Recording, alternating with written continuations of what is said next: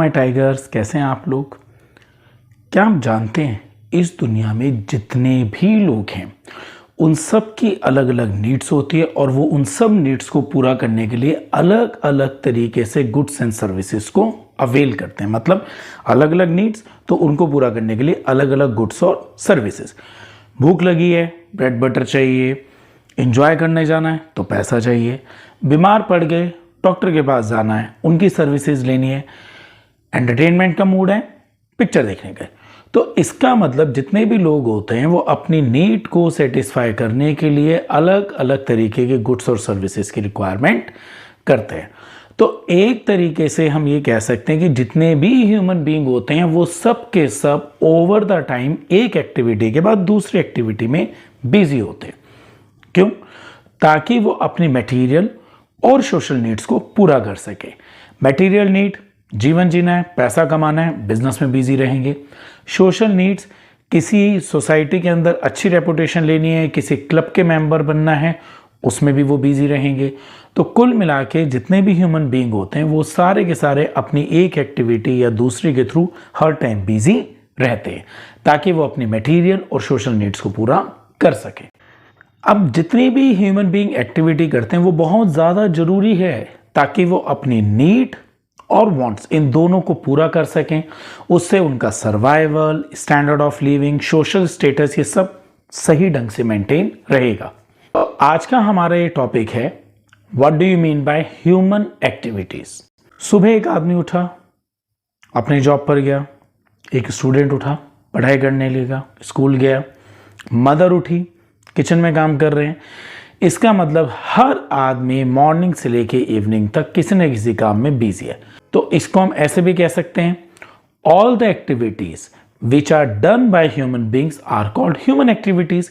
मतलब सभी लोग जो किसी न किसी काम को कर रहे हैं वो सारे के सारे काम ह्यूमन एक्टिविटीज माने जाएंगे। अब जितने भी लोग बाग काम कर रहे हैं उन सब के पीछे उनके कोई ना कोई तो मोटिव होंगे। जितनी भी एक्टिविटीज कर रहे हैं, कुछ लोग चाहते हैं कि वो फाइनेंस को अरेंज करें, इसलिए वो सुबह से शाम तक काम कर रहे हैं, और कुछ लोग अपने मेंटल सेटिस्फेक्शन के लिए काम कर रहे होंगे। फॉर एन एग्जाम्पल, मंदिर जाना, घर में बच्चों को फूड बना कर देना या किसी की हेल्प करना। तो एक तरीके से हम कह सकते हैं कि ह्यूमन एक्टिविटी दो पार्ट्स में डिवाइड है। पहला, एक आदमी जो सुबह से लेकर शाम तक पैसा कमाने का काम करता है उसे कहते हैं इकोनॉमिक एक्टिविटी। और एक आदमी जो अपने मेंटल सेटिस्फेक्शन के लिए काम करता है, जैसे किसी की हेल्प करना, ये सब बातें करता है, वो हो जाती है हमारी नॉन इकोनॉमिक एक्टिविटी। तो अगर आपसे पूछा जाता है how many types of human activities are there, दो तरीके की है, पहली इकोनॉमिक, दूसरी नॉन इकोनॉमिक। अब आपका क्वेश्चन आता है what do you mean by economic activity. तो अगर हम देखते हैं, मैंने अभी आपको एक एग्जांपल दिया, एक व्यक्ति सुबह निकला, शाम को आ रहा है, चाहे वो बिजनेस कर रहा है, कहीं जॉब कर रहा है, मेन मोटिव क्या है? पैसा कमाना, ताकि जब वो घर आए अपना लिविंग स्टैंडर्ड सही रख सके, अपनी बेसिक नीड्स को पूरा कर सके। तो बेसिकली इकोनॉमिक एक्टिविटीज का जो मेन मोटिव होता है वो होता है अर्निंग मनी, पैसा कमाना।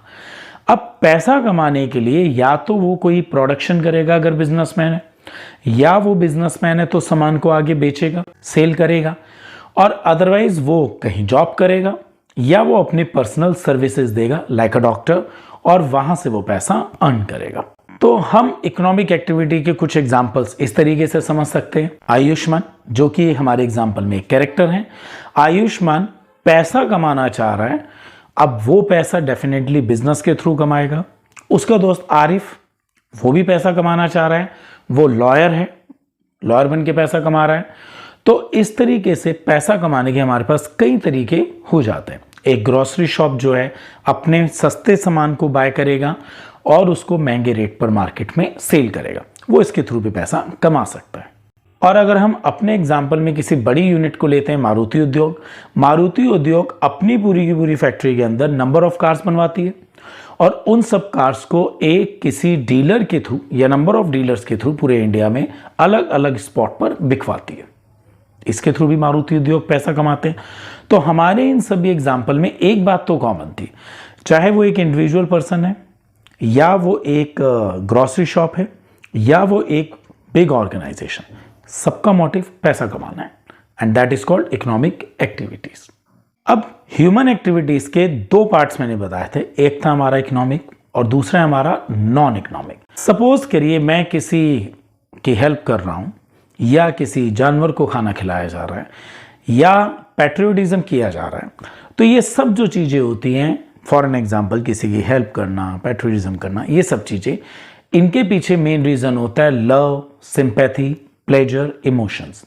तो कोई भी एक ऐसी एक्टिविटी जो हम लव, सिंपैथी, प्लेजर, इमोशंस इनकी वजह से करते हैं, ये हमारी होती है नॉन इकोनॉमिक एक्टिविटी। सपोज करिए एक टीचर सना है, वो गरीब बच्चों को झुग्गी झोपड़ी में जाकर उन्हें पढ़ाना चाहती है फ्री ऑफ कॉस्ट, ताकि वो बच्चे अपनी लाइफ अच्छे से जी सके, और उसके अगेंस्ट सना टीचर 1 रुपया भी नहीं उनसे लेती। इसको हम लोग कहते हैं नॉन इकोनॉमिक एक्टिविटी। या घर में बड़ा भाई छोटे भाई की हेल्प कर रहा है पढ़ाई में, यहां पर भी वो छोटे भाई से पैसा तो नहीं लेगा, तो डेफिनेटली इसे भी हम लोग नॉन इकोनॉमिक एक्टिविटी कहते हैं। या तीसरे एग्जाम्पल में हम लोग कह सकते हैं ग्रैंड मदर मंदिर जा रहे हैं अपने मेंटल सेटिस्फेक्शन के लिए, वो भी नॉन इकोनॉमिक एक्टिविटी है। अब इकोनॉमिक और नॉन इकोनॉमिक एक्टिविटीज के लिए एक बड़ा बेसिक सा क्वेश्चन आता है, हम लोग इकोनॉमिक और नॉन इकोनॉमिक एक्टिविटी को कैसे डिफरेंस बना सकते हैं, उनका मतलब इन दोनों के बीच में हम डिफरेंस कैसे ला सकते हैं। एक्चुअली कुछ एक्टिविटीज ऐसी हैं जिन्हें हम इकोनॉमिक में भी मान सकते हैं और जिन्हें हम नॉन इकोनॉमिक भी ले सकते हैं। जैसे एक शेफ होटल में खाना बना रहा है, होटल अथॉरिटी से सैलरी ले रहा है, इकोनॉमिक, और जब वही शेफ अपने घर पर खाना बना रहा है, बच्चों के लिए खाना बना रहा है, अपनी फैमिली के लिए खाना बना रहा है, तो वहां पर वो उनसे पैसे तो नहीं लेगा, उल्टा बच्चे पापा पापा करके उस शेफ से पॉकेट मनी जरूर ले लेंगे। तो यहां पर जो शेफ है जब अपने बच्चों के लिए, फैमिली के लिए खाना बनाता है, ये नॉन इकोनॉमिक है।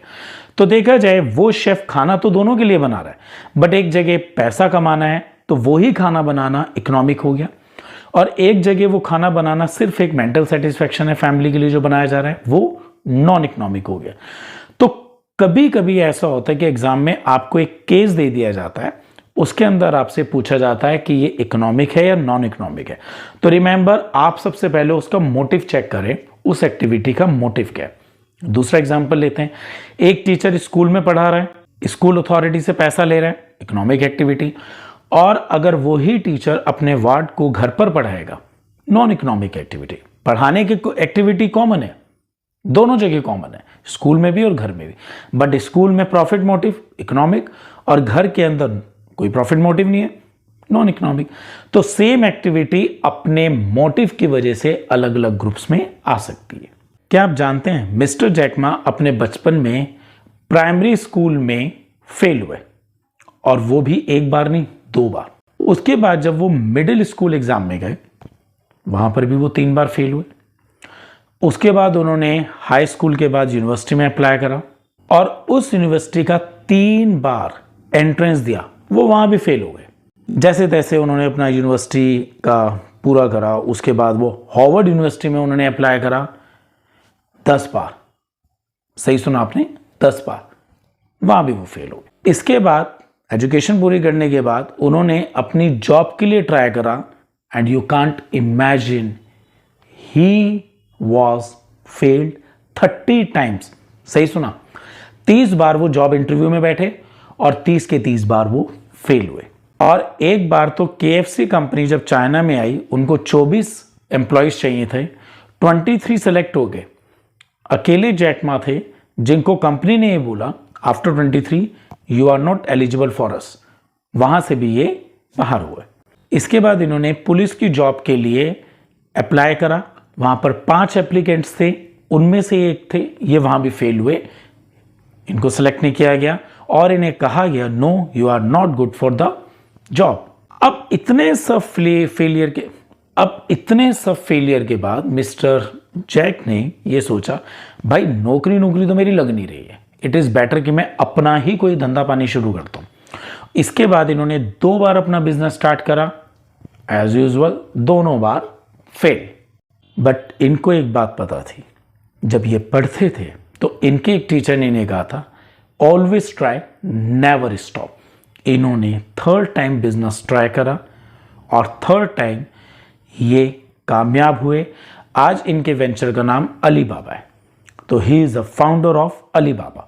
तो इस स्टोरी से हमने क्या सीखा, बहुत सारे स्टूडेंट ऐसे होते हैं जो कभी स्कूल के रूटीन टेस्ट में या ट्यूशन के रूटीन टेस्ट में फेल हो जाते हैं एंड दे ऑलवेज थिंक अब तो हमारे बस का कुछ रहा ही नहीं। Never give up, always try. हारा वही जिसने कभी एफर्ट्स नहीं करे। अब हम टॉपिक पर वापस आते हैं। इकोनॉमिक एक्टिविटी, पैसा कमाने वाली एक्टिविटी मेनली 3 तरीके की होती है। मतलब एक आदमी 3 तरीके से पैसा कमा सकता है। गलत सोच रहे हो? लीगल, इलीगल नहीं, बिजनेस, प्रोफेशन, एम्प्लॉयमेंट। तो ये 3 तरीके से पैसा कमाया जा सकता है। अब एक एक हम डिस्कस करते हैं। सबसे पहले बिजनेस। एक्चुअली बिजनेस को समझने से पहले आपको इसके वर्ड को समझना पड़ेगा। बिजनेस का जो वर्ड है वो बिजी से आया है। बिजी का मतलब कोई भी व्यक्ति जब किसी एक्टिविटी में इन्वॉल्व होता है उसको हम लोग बिजी कहते हैं। आप नोटिस करिएगा, आप जितने भी बिजनेसमैन से मिलेंगे, उनसे बात करेंगे, वो हमेशा एक ही लाइन बोलते हैं, टाइम नहीं है। घूमने जाना है, टाइम नहीं है। मैरिज पे जाना है, लेट में आऊँगा क्योंकि टाइम नहीं है। आज सुबह जल्दी जाना है, कस्टमर आने वाला है, रात को सोने का टाइम नहीं है। तो एक्चुअली जो लोग बिजनेस में वो बिजी हैं।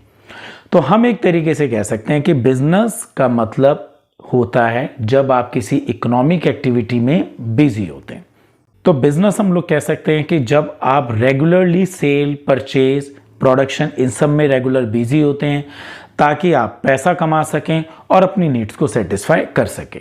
That is known as business. That means sale, purchase, production on a continuous basis is called business. Businessman जो होता है वो हमेशा अपने प्रोडक्ट के थ्रू लोगों की डिमांड्स को पूरा करता है, लोगों की डिजायर्स को पूरा करता है।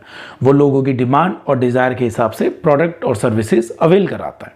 For an example, toy manufacturing company बच्चों के लिए वो टॉयज बनाएगी जिससे बच्चे सबसे ज्यादा एंटरटेन हो सके। फार्मर उन्हीं प्रोडक्ट को अपने खेतों में प्रोड्यूस करेगा जिसकी मार्केट में ज्यादा डिमांड होती है।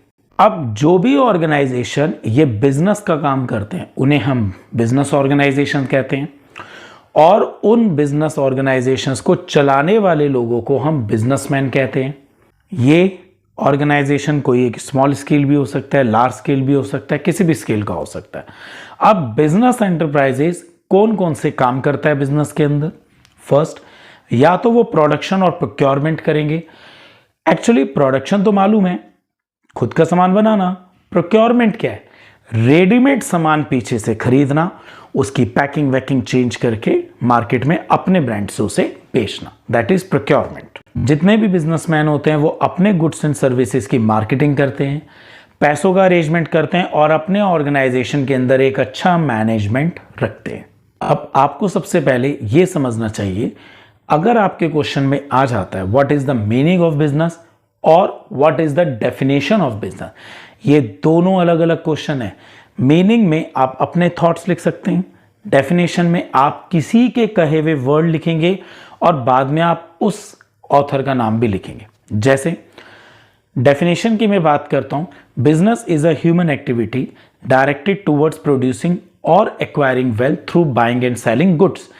ये डेफिनेशन है। मैंने क्या बताया था कि आपको डेफिनेशन में किसी ऑथर का नाम लिखना होता है जिसकी ये डेफिनेशन है। तो ये डेफिनेशन लुइस एच हेनी की है और आपको इसको लिखने के बाद ऑथर का नाम लिखना है। तो हमारे 3 एक्टिविटीज होती हैं इकोनॉमिक के अंदर। पहला बिजनेस, दूसरा होता है प्रोफेशन। एक्चुअली प्रोफेशन है क्या? आप नॉर्मली देखिएगा बहुत सारे डॉक्टर्स, लॉयर अपने नॉलेज और स्किल के बेस पे पैसा कमाते हैं। तो जब कोई पर्सन अपनी नॉलेज और स्किल के बेस पे पैसा कमाता है उसे हम लोग प्रोफेशन कहते हैं। अब इसके अंदर जो भी व्यक्ति नॉलेज और स्किल के बेस पे पैसा कमाएगा, जाहिर सी बात है वो एजुकेटेड भी होगा, उसकी ट्रेनिंग भी हुई होगी और उसके पास एक्सपीरियंस भी होगा। तो जब कोई आदमी अपनी एजुकेशन, नॉलेज, ट्रेनिंग, एक्सपीरियंस के बेस पे पैसा कमाता है उसको हम लोग प्रोफेशन कहते हैं। यहां पर मेन चीज क्या है? जो भी प्रोफेशन करता है उसकी डिग्री किसी न किसी ऑर्गेनाइजेशन से, ऑथेंटिक ऑर्गेनाइजेशन से रिलेट होनी चाहिए। जैसे अगर एक लॉयर प्रोफेशन कर रहा है तो उसकी degree bar council of India से रजिस्टर्ड हो। अगर एक डॉक्टर प्रोफेशन कर रहा है तो उसकी degree all India medical association से रिलेटेड होनी चाहिए। जितने भी प्रोफेशन होते हैं इनके अंदर एक कोड ऑफ कंडक्ट होता है जो प्रोफेशन के अंदर फुलफिल किया जाता है। जैसे आप लोगों ने 3 इडियट्स में देखा था, जब आमिर खान करीना कपूर को बताता है कि आपकी लाइन के अंदर एक कोड ऑफ कंडक्ट है कि पेशेंट किसी भी रिलीजन का हो, किसी भी सिचुएशन में हो, डॉक्टर सबसे पहले उसे सर्व करेगा। तो this is a code of conduct which every doctor have to follow. ऐसे ही हर एक प्रोफेशन के अंदर ये कोड ऑफ कंडक्ट होता है। फॉर एन एग्जाम्पल, लॉयर्स का कोड ऑफ कंडक्ट होता है अपने क्लाइंट को जस्टिस दिलाना। अब हमने ये तो सीख लिया बिजनेस से पैसा कैसे कमाते हैं, प्रोफेशन से कैसे कमाते हैं। तीसरी कैटेगरी है एम्प्लॉयमेंट। जब आप किसी के अंडर में काम करते हैं और अपनी सर्विसेज पेड फॉर्म में किसी ऑर्गेनाइजेशन या पर्सन को देते हैं, उसे हम एम्प्लॉयमेंट कहते हैं। मतलब किसी के यहां नौकरी करना सीधा सीधा सा एम्प्लॉयमेंट है। इसके अंदर क्या होता है, जो ऑर्गेनाइजेशन नौकरी देता है या जो पर्सन नौकरी देता है एम्प्लॉयर कहलाता है, और जो नौकरी लेता है वो एम्प्लॉय होता है। यहां पर एम्प्लॉयज जो होते हैं सारे के सारे एम्प्लॉयमेंट कॉन्ट्रैक्ट के हिसाब से काम करते हैं। फॉर एन एग्जाम्पल, एक वॉचमैन है, उसके कॉन्ट्रैक्ट में लिखा हुआ है कि उसको रात को ड्यूटी देनी है तो वो रात को ड्यूटी देगा। और एक बैंक मैनेजर है, उसके कॉन्ट्रैक्ट में लिखा हुआ है कि बैंक जो है सुबह ऑन टाइम मैनेजर अपने सामने खुलवाएगा और क्लोजिंग भी अपने सामने करेगा। तो जैसा जॉब प्रोफाइल का कॉन्ट्रैक्ट होगा उसी कॉन्ट्रैक्ट के हिसाब से एम्प्लॉय काम करेगा और जॉब प्रोफाइल की टर्म्स कंडीशन को मानेगा। Now the next question is what are the characteristics of business. अभी मैंने आपको बताया कि बिजनेस जो होता है सिर्फ पैसे के लिए काम करता है, उसका मेन मोटिव होता है पैसा कमाना, और यही उसकी सबसे पहली कैरेक्टरिस्टिक है। Business is an economic activity.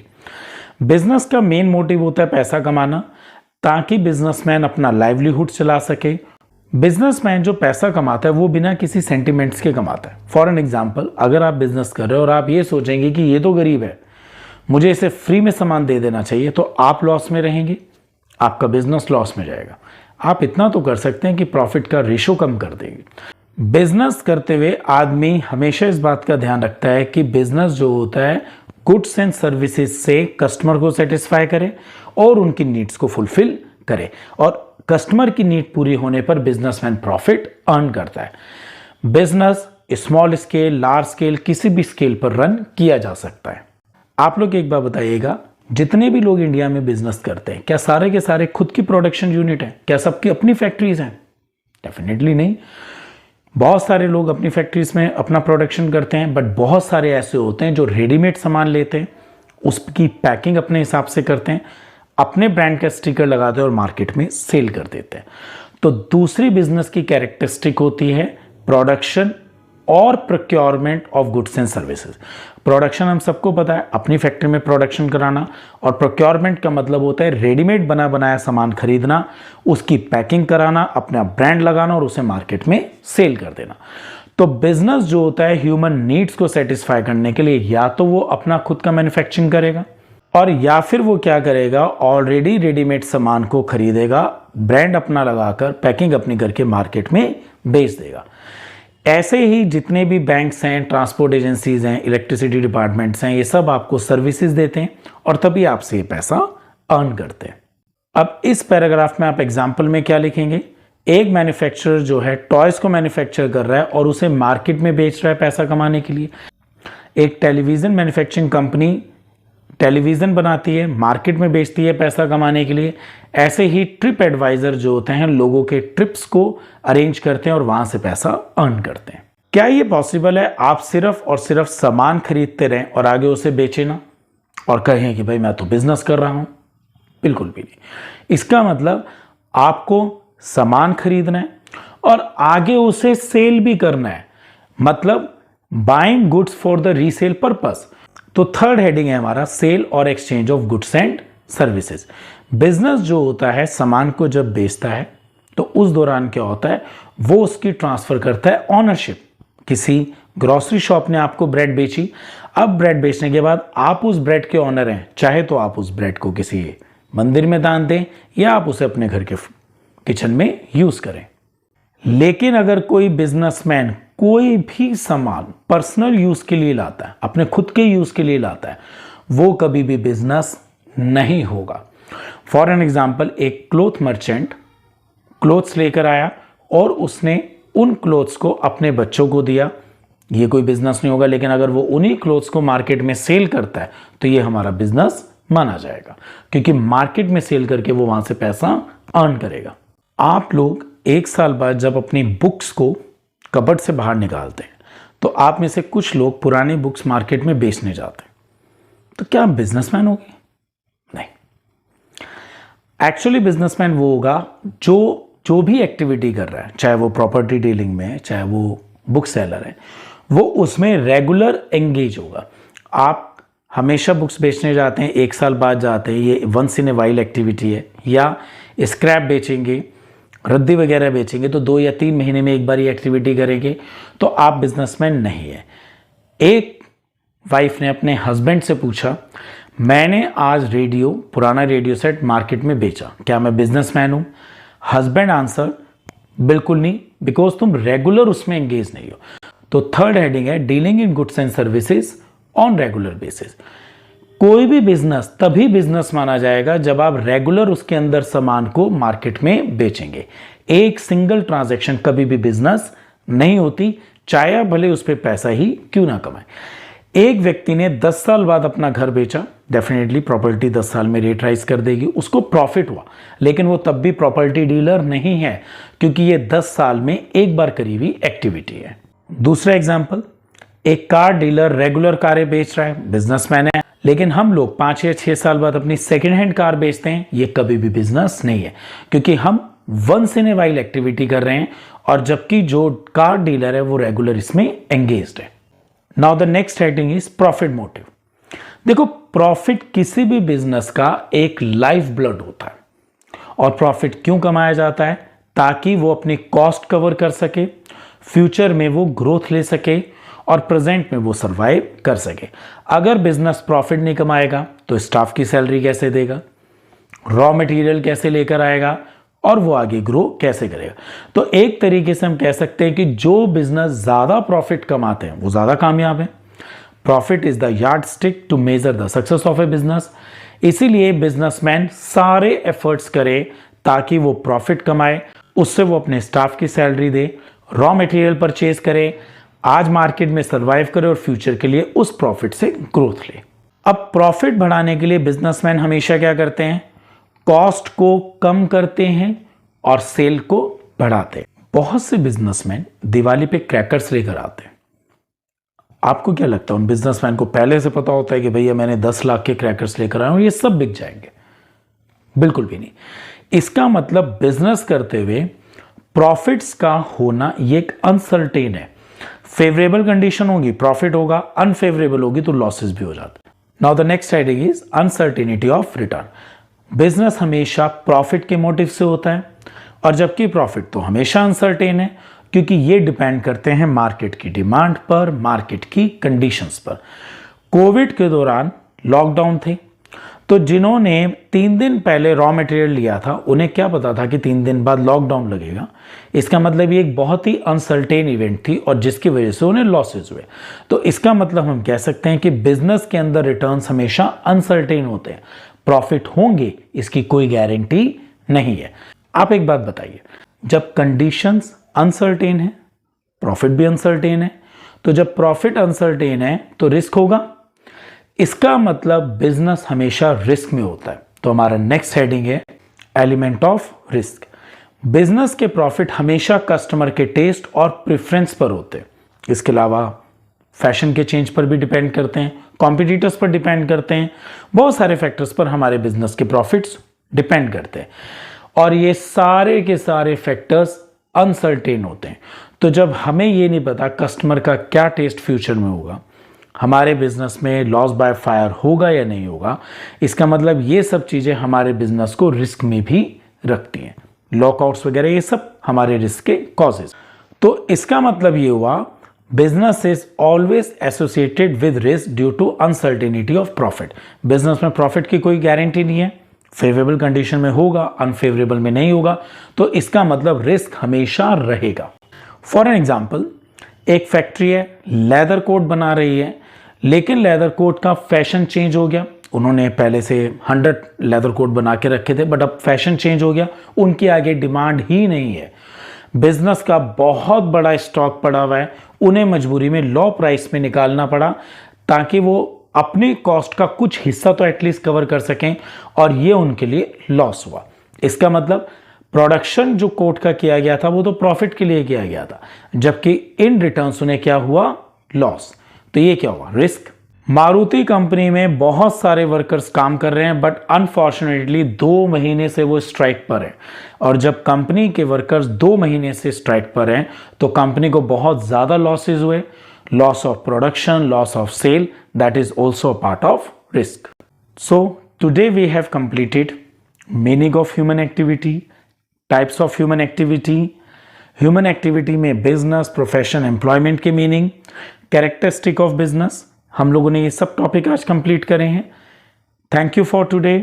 I am Nitin Tandon, your study mentor. और जैसा कि मैं हमेशा कहता हूं, मुश्किल कुछ नहीं होता, आसान बनाना पड़ता।